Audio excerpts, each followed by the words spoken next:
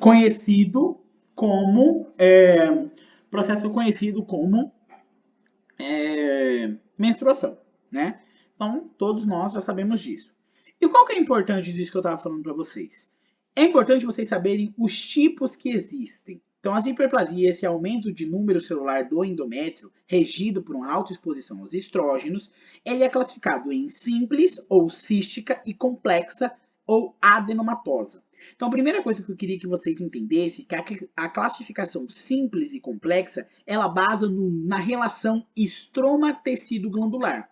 Quando o tecido glandular que aumenta, né, ou seja, o tecido glandular, mas ainda tem um número maior, ou seja, o estroma é maior que 50%, eu falo que esse é uma hiperplasia simples ou quística. E quando ela passa a ser complexa? Quando a relação estroma glandular diminui por debaixo de 50%. E eu considero que ela é típica ou atípica, né? Ou seja, atípica e típica, né? Ou sem atipia ou com atipia, quando conteio, ou seja, quando reconto celular, né? E as células, elas são morfologicamente distintos.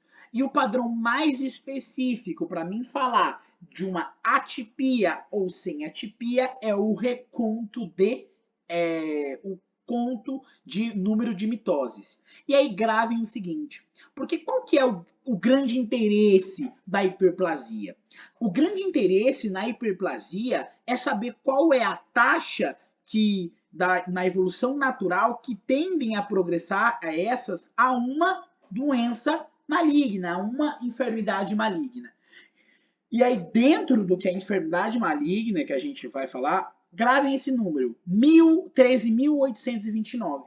Aonde que, se vocês gravaram isso e saberem que sempre é simples, complexa ou quística adenomatosa, vocês sabem a porcentagem de malignização. E isso sempre cai. Então, a simples tem 1% de I a malignização. A complexa, 3% nos casos da sem atipia, né? Os sem atípia. Já os pacientes com... Só um minutinho, gente.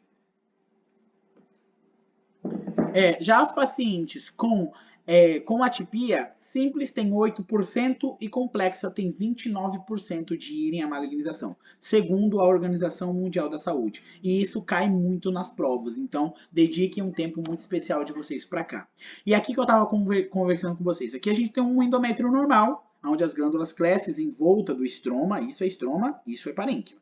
Né? Aqui eu tenho uma cística simples, por exemplo, simples, sem atipia. Por que sem atipia? Porque as células elas são parecidas, eu não tenho um aumento do conteúdo, eu não tenho alteração na morfologia celular. Uma hipercromácia, conteúdo de mitose, eu não tenho isso.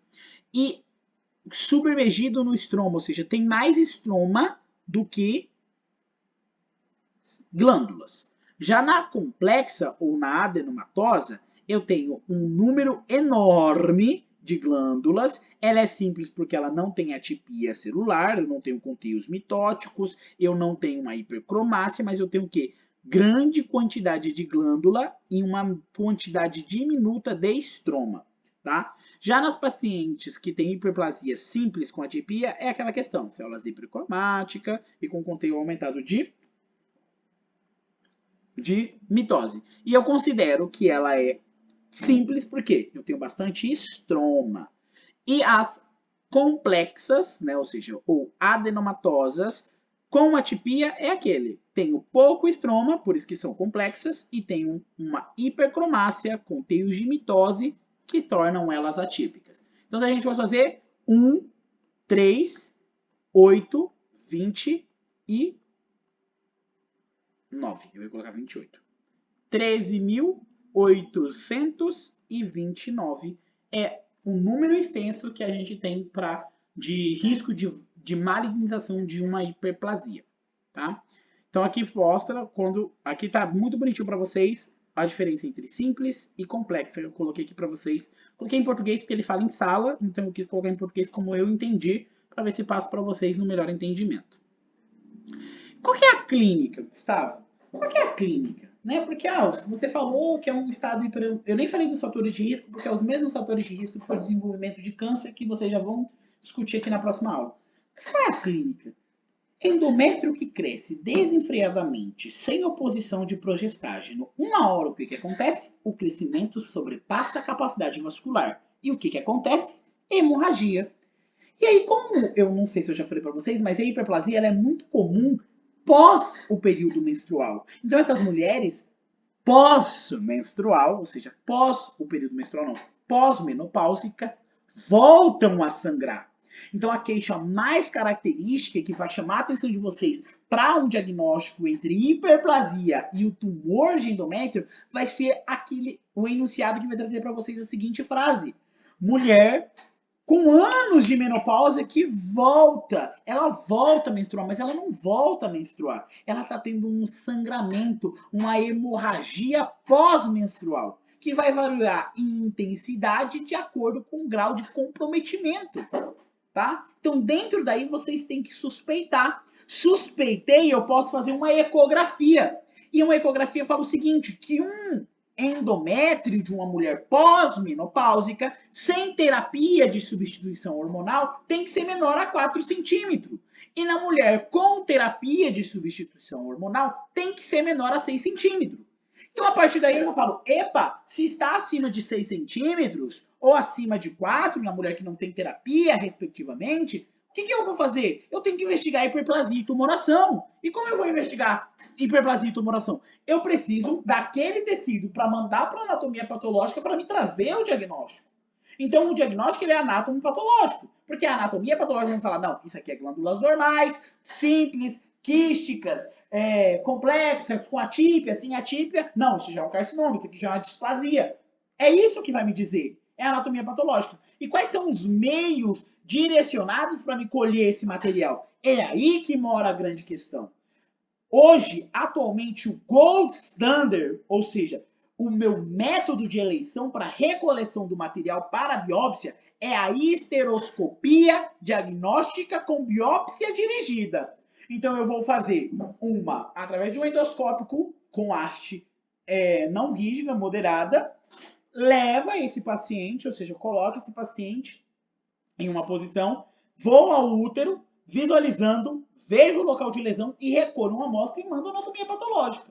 Caso não haja, eu posso fazer o legrado fracionário, que ele é muito mais complexo, né? E ele é feito abaixo de que a gente fala que é em 2 tempos. A gente vai fazer toda a preparação, legrar toda a cavidade uterina e dessa cavidade uterina mandar para anatomia patológica. Mas eu também posso fazer o legrado total, que é uma prévia, uma estereometria, aí dilata o coelho uterino e se legra totalmente a cavidade uterina. Mas qual que é o risco de um legrado total incomparado a um legrado fracionário? Lembra que o total eu estou fazendo totalmente às cegas, eu posso não raspar todas as paredes, então, consequentemente, eu posso ter um pequeno número de fator de um falso positivo ou um falso negativo, né? Mais falso negativo, né? E, consequentemente, passar aí alto sobre uma doença do endometrial. E, além do mais, que pode ter o grande risco de estar fazendo a cega,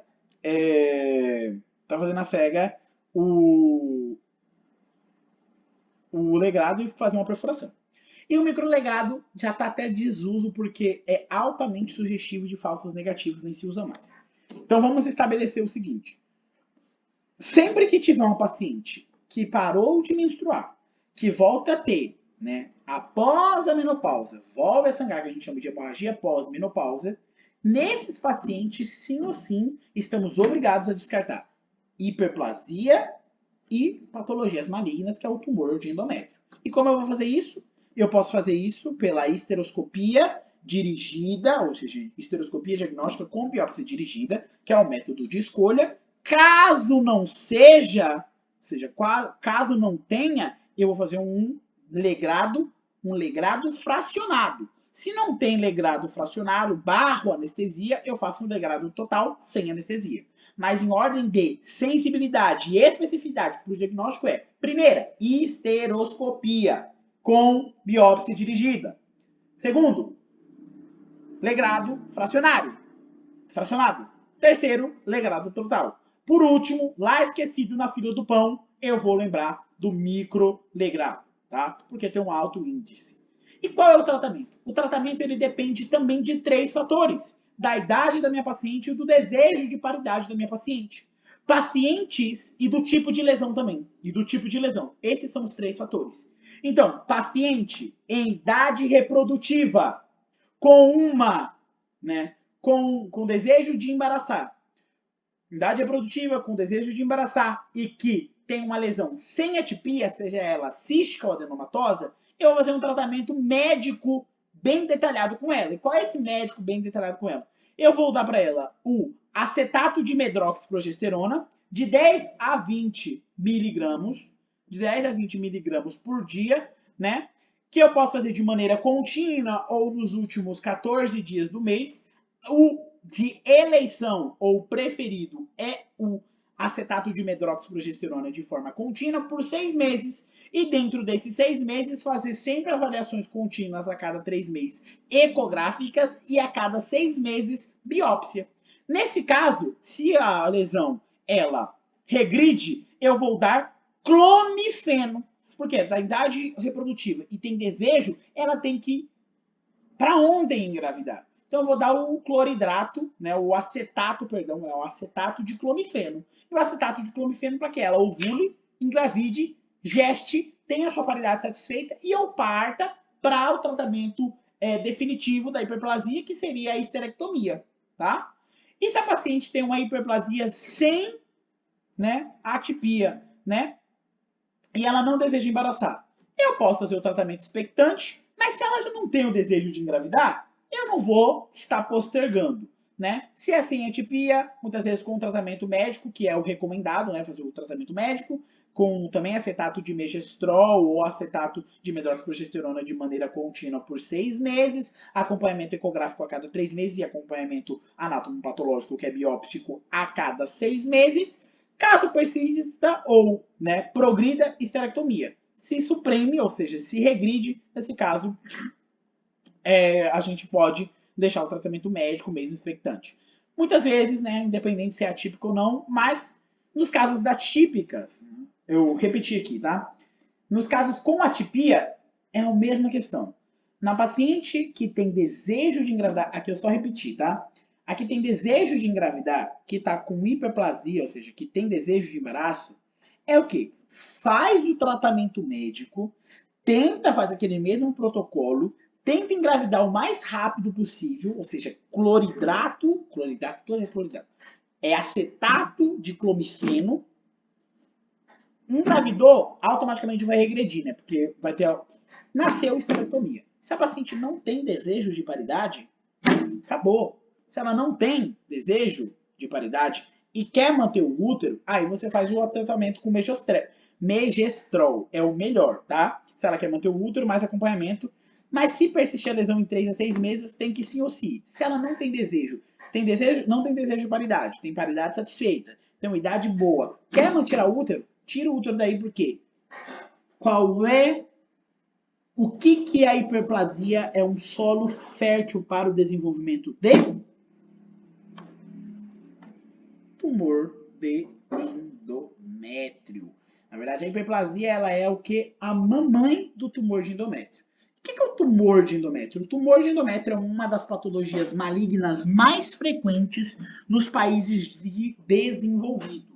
Né? Aqui na América Latina é o segundo tumor mais frequente do aparelho genital inferior feminino, perdendo apenas para o tumor de coelho uterino.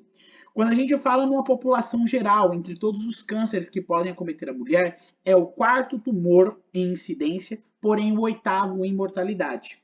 E ele é resultado, assim como a hiperplasia, assim como o mioma, assim como a endometriose, ele é resultado de um ambiente hiperestrogênico que influencia sobre os seus poderes dos 3Hs, a uma hiperplasia, a uma hipertrofia, a uma hiperemia, um ambiente propício para o surgimento, mutação e evasão do ciclo celular das tumorações. Então é importante ter isso em mente. É isso que está acontecendo aqui. É um ambiente hiperestrogênico que é favorecido por algumas patologias, por alguns fatores de riscos da minha paciente, que vai predispor ela tanto a ter mioma, quanto a ter hiperplasia, e a hiperplasia é o solo fértil, tá? Para o desenvolvimento do tumor. Ou, em contrapartida a isso, nós temos o quê? Que pode estar associado a transtornos genéticos, como síndrome de Lynch, como síndrome de Lindahl, por exemplo, que é onde nós temos mutações nos genes supressores de tumores que levam a mutações e, consequentemente, a formação de tumores. É por isso que, quando nós estudamos, nós falamos que existem 2 tipos de tumores endometriais, que é o tipo 1 e tipo 2, tá?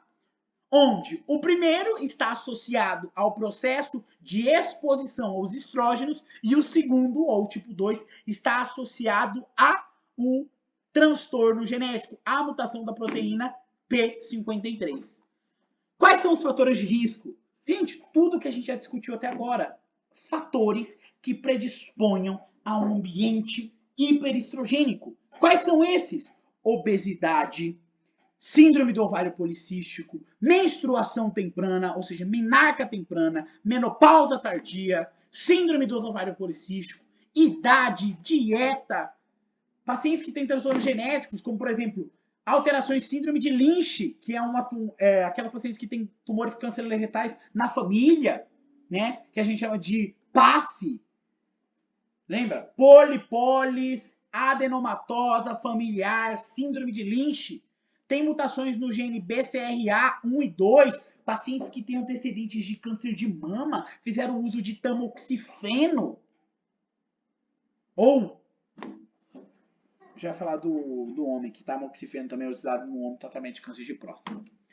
Né? E qual é o mecanismo que isso acontece? A obesidade leva a uma resistência à insulina. A insulina diminui, ou seja, a hiperinsulinêmia que decorre da resistência, ou seja, de uma diminuição periférica da utilização da insulina, leva com que eu tenha o quê? Leva com que eu tenha uma diminuição da proteína ligadora de andrógenos. E essa proteína ligadora de andrógeno biodisponibiliza uma maior quantidade. E essa quantidade de biodisponibilidade, ou seja, livre, ela é o que é biologicamente ativo. Então a gente vai ter o quê? Um excesso de andrógenos sendo convertidos em estrógenos.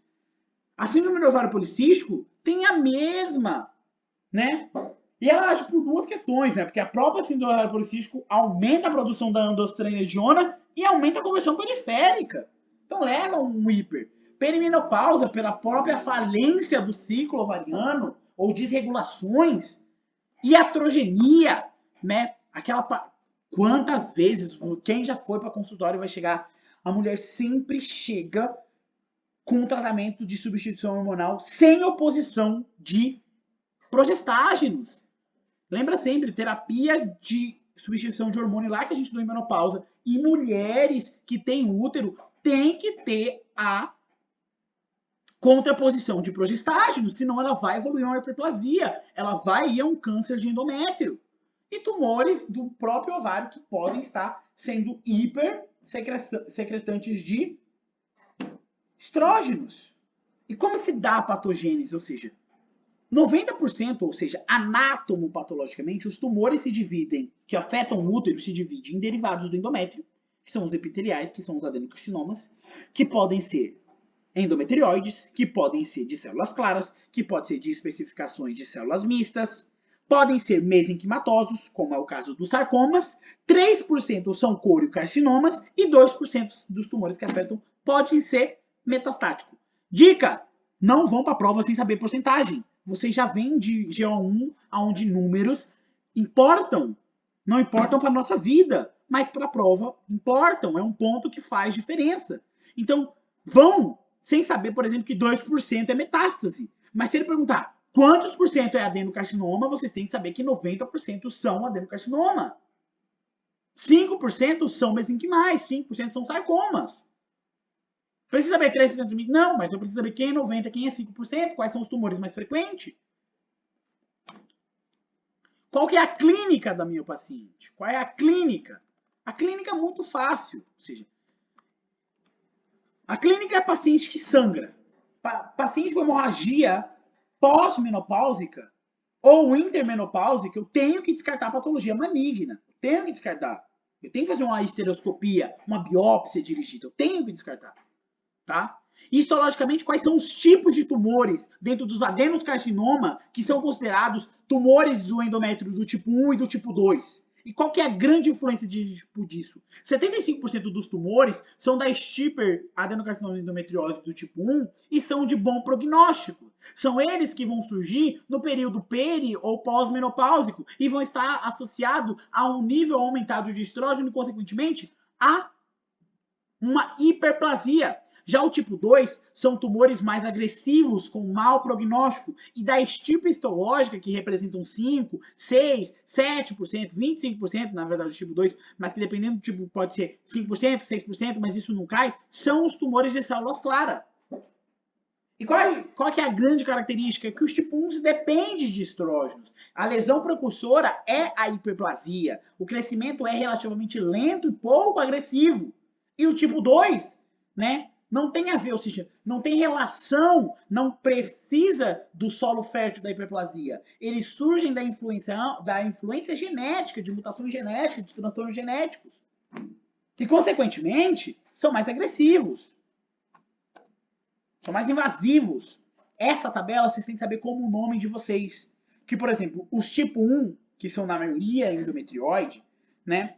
Precisam, ou seja, estão em um ambiente hiperestrogênico, aparece em perimenopausa, pré-perimenopausa, a hiperplasia está presente, é mais comum em raças brancas, tá? É mais comum em raça branca, é mais comum, né? É um grado baixo, ou seja, tem um grau de diferenciação baixa. E o que significa grau? A gente já vai discutir, mas quando a gente fala grau, é histologicamente comparado à quantidade de tecido em diferenciação que é mais parecido com o tecido normal. Invasão miometrial, subtipo específicos, né? Aqui é o endometrioide, comportamento estável, não é agressivo, bom prognóstico. Tipo 2, aquele que não necessita da hiperplasia, não está associado a um ambiente hiperestrogênico, é mais comum em pacientes pós-menopáusicas, é mais comum na raça negra, tem um comportamento agressivo, uma invasão profunda, muitas vezes já fazendo os tipos subserosos, seroso, mucoso, também tem um espino celular, a gente pode ter o de células claras. O tumor de células claras é o tumor mais maligno que tem, que pode a mulher vir com o pior prognóstico que a mulher vai ter. E é um tumor agressivíssimo. Aí agora vem o seguinte, no Brasil, e o que realmente faz sentido, que até o professor está errado, e vocês podem pegar o livro, mas não estamos nessa, é só uma informação que fala que como o tipo 2 ele é genético, ele tende a aparecer mais tempranamente. Mas de resto tá tudo igual, tá? Mas para a prova de vocês, é isso aqui que vocês têm que levar em consideração. E segundo os tipos histológicos, quais são os tumores mais frequentes? O endometrióide, que é o tipo 1. Depois nós temos aqui, tudo isso aqui já é tipo 2. Tipo 2.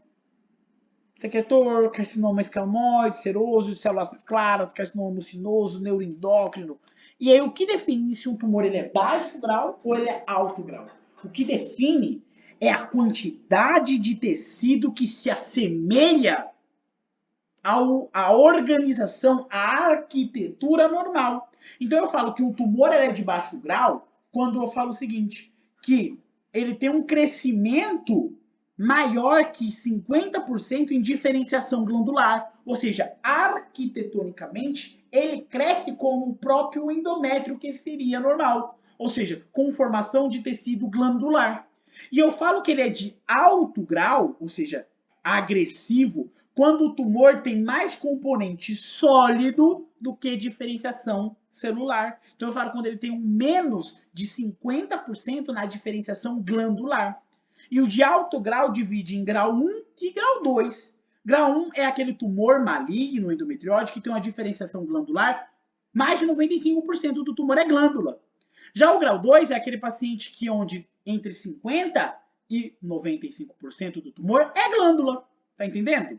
E o grau 3 é aquele paciente que tem um crescimento sólido maior de 50% e uma diferenciação glandular menor que 50%. E aí vem a grande pegadinha que eu coloquei aqui, porque ele pode te dar. Na minha prova eles deu assim, porque eles falaram que a gente já tinha que saber de anatomia patológica, então eu peguei do livro de anatomia patológica, e eles deu essa tabela aqui. Na verdade, aqui é só o crescimento inverso dos critérios dos graus. Aqui está gradificando o tecido sólido. Então, o paciente para ser um tumor para ser grado 1 é 5% do crescimento sólido. 2, de 6 a 50% de crescimento sólido. E 3, mais de 50% de crescimento sólido. Aqui está falando qual é a quantidade de não glândulas que tem. Então, se o paciente tem menos de 5% de tecido sólido, significa que ele tem mais de 95% de glândulas. Se ele tem entre 6 e 50% de sólido, ele tem que ter entre 50% e 95% de glândulas. E se ele tem mais de 50% de sólido, ele tem que ter menos de 50% de glândulas. Então, nada mais é do que uma forma diferente de falar sobre isso aqui. E ele pode cobrar das duas maneiras, porque anatomopatologicamente a gente aprendeu aqui e na aula ele apresenta assim. Qual é a clínica dessa paciente? A clínica essencial é o quê? A clínica essencial vai ser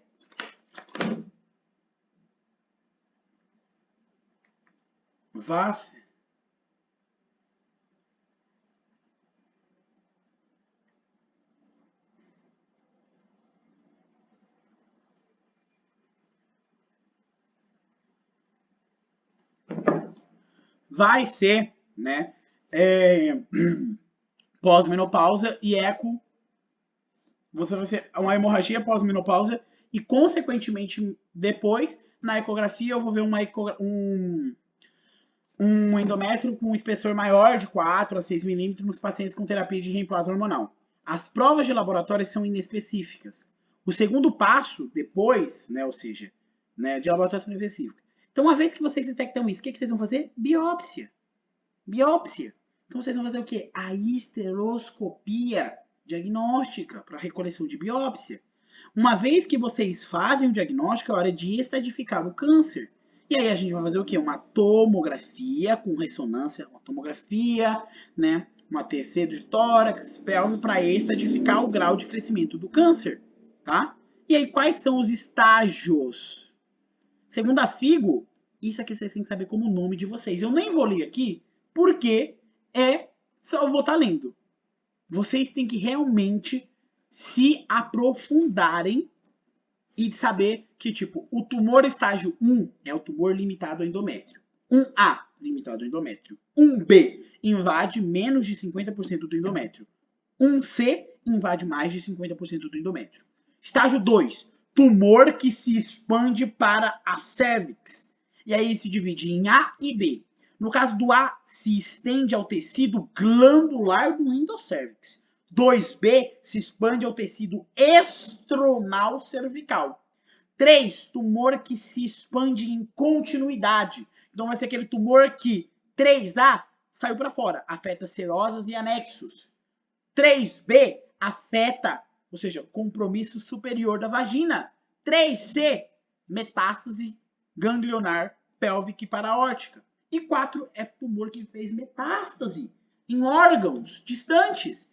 4A é tumor que fez metástase em órgãos vizinhos, como bexiga, cólon, reto. E 4B é aquele tumor que fez metástase à distância. Cérebro, fígado, osso, pulmão. E qual é o tratamento de acordo com seus estágios? Os pacientes estadificados com A, B, C, ou seja, até B2, ou seja, até invasão do da cervix, do estroma cervical, é cirurgia. Esterectomia com anexiotomia bilateral. Pacientes a partir do estágio 3, 4 e 5, recomenda-se primeiro uma radioterapia com radioterapia pélvica mais radioterapia da cúpula vaginal, tratamento hormonal e posteriormente reavaliação citorredutora. Se cito reduziu, ou seja, se teve uma evolução, consequentemente, vai a uma cirurgia, o tratamento curativo. Se não regrediu, se regrediu, tratamento cirúrgico. Se progrediu, tratamento paliativo, com radioterapia e quimioterapia. Isso aqui não necessita vocês saberem, isso aqui também não. E agora terminamos com